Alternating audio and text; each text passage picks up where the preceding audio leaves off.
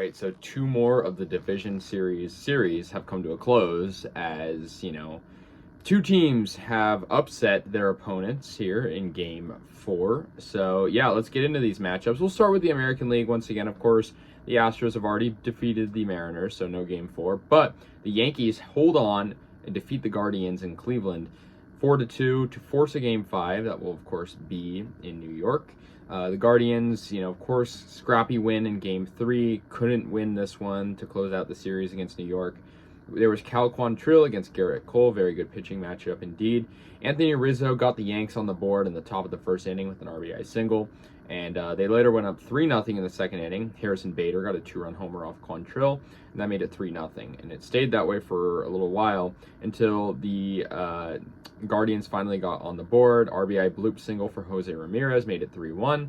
And then 3-2 after Josh Naylor crushed a solo home run. And he had a very interesting celebration on that home run. A line drive homer, it cut the lead down. Cleveland looked like they might come back, kind of like last game. And yeah, very good, homer for him. But unfortunately, the Yankees would get a sac fly from Giancarlo Stanton to put them up another run. So an insurance run made it 4-2, and they went on to win 4-2. So yeah, the Yankees tie up the series at 2. Next, we have a huge upset: the Braves defeating the Phillies defeating the Braves. 8-3 in Game 4 to move on to the championship series. Yeah, they of course won the last game 9-1. This game, of course, sort of a blowout. Noah Syndergaard on the mound against Charlie Morton, two very good pitchers of the 2010s.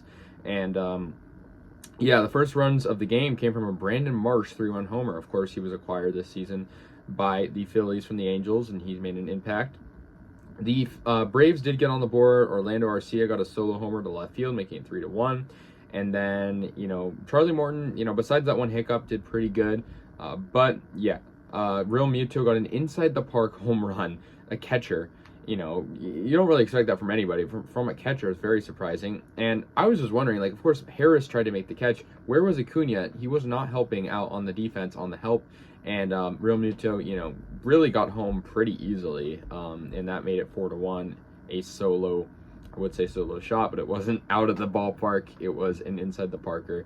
So yeah, 4-1 at that point. And, the rest of the way through was all Phillies. Matt Olson, former Oakland A, did get a solo homer, though, for the Braves. But they had their backs up against the wall.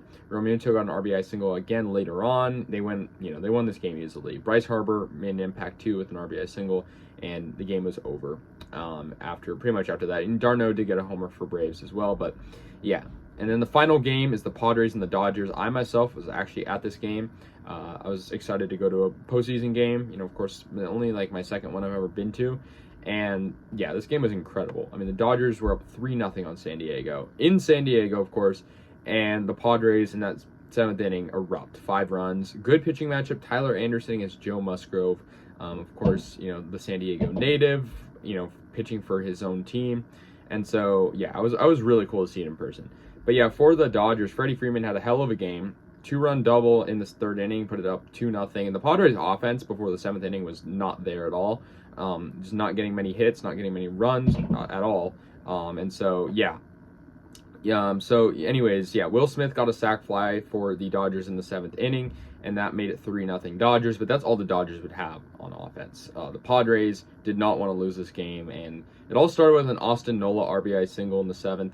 And it was an infield single to make it 3-1 RBI. Ha-Sung Kim got a RBI double down the left field line, making it 3-2. And suddenly we have a whole new ball game. And then Juan Soto gets a game-tying single to make it 3-3. Ripped one to right field, and the crowd was going crazy. I can tell you from firsthand.